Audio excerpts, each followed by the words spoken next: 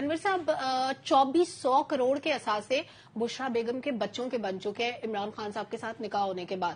پھر جو بشرا بیگم کے بھائی ہیں احمد مشتبہ، ان کے بھی کچھ کرپشن سکینڈل سامنے آ رہے ہیں. کس طرح انہوں نے یہ جو نکاح ہوا تھا قاسم کے ابا اور بشرا بی بی کے درمیان، اس کے بعد کیسے ان کے اثاثے ایک دم سے بڑھنا شروع ہوئے. قبضہ مافیا کے ذریعے انہوں نے بڑا پیسہ بنایا اور بہت نوٹ چھاپے ہیں. انہوں نے دونوں بہن بھائی نے مل کے کچھ جگہوں پہ انویسٹمنٹ کی، بہت بڑی بڑی جگہوں پہ. تو قاسم کے ابا کو ہم دیکھ رہے ہیں کہیں سے بھی فی الحال کوئی ریلیف ملتا نظر نہیں آ رہا. نہ ان کی جیل سے منتقلی ہوئی ہے، نہ ہی ان کو کوئی کسی قسم کی ابھی ان کی ہیئرنگ میں ڈیولپمنٹ ہو رہی ہے. ڈو یو تھنک کہ پولیٹیکل سینیریو ان کے فیور میں ہوگا ابھی؟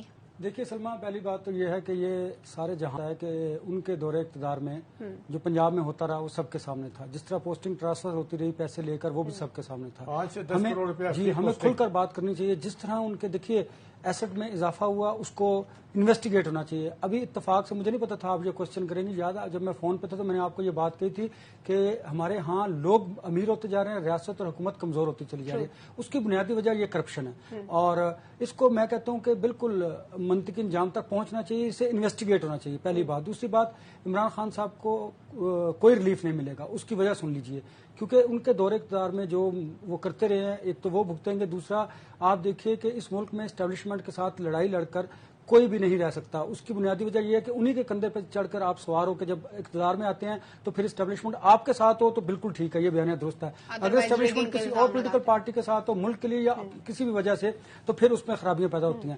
دوسرا، ریلیف نہ ملنے کی وجہ میں نے آپ کو یاد ہوگا ہم نے آپ کو کہا تھا اس وقت بھی کہ عدالتوں کا جو رویہ ہے مستقبل میں وہ بڑا کاؤنٹ کرے گا آئندہ عام انتخابات میں. اس کی کئی وجوہات ہو سکتی ہیں، اس کی ڈیٹیل میں نہیں جانا چاہتا. دوسری بات آپ کو یاد ہوگا، یہ بھی میں نے آپ کو کہا تھا جتنے یہ نام لیے جا رہے ہیں ان میں سے کوئی نام نہیں ہوگا. یہ وہ نام آیا، اس پہ ذرا دیکھ لیجیے گا، انوار اللہ کاکڑ کا.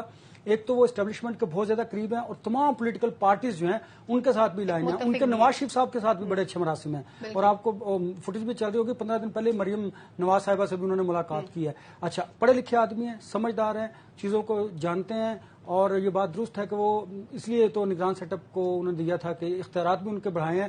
اب وہ آئے ہیں اور وہ ملک کی بہتری کے لیے ان کی بیکنگ پہ اسٹیبلشمنٹ موجود ہے. وہ کچھ نہ کچھ بہتر کریں گے. انتخابات میں تاخیر ضرور ہوگی. اس کی وجوہات ایک تو الیکشن کمیشن میں جو آپ کا نئے سینسز ہے، اس کے بعد آپ کی حلقہ بندی ہے، اور اس سے بھی زیادہ امپورٹنٹ بات یہ ہے کہ اگر فیصلہ جس طرح دیکھیے یہ جو فیصلہ تھا جو ابھی جس پہ نواز شریف صاحب اور جہانگیر ترین صاحب نااہلی ان کی پھر برقرار ہے، ورنہ تو یہ تھی شہباز شریف صاحب کے دور میں ان کی نااہلی ختم ہو جانی چاہیے تھی.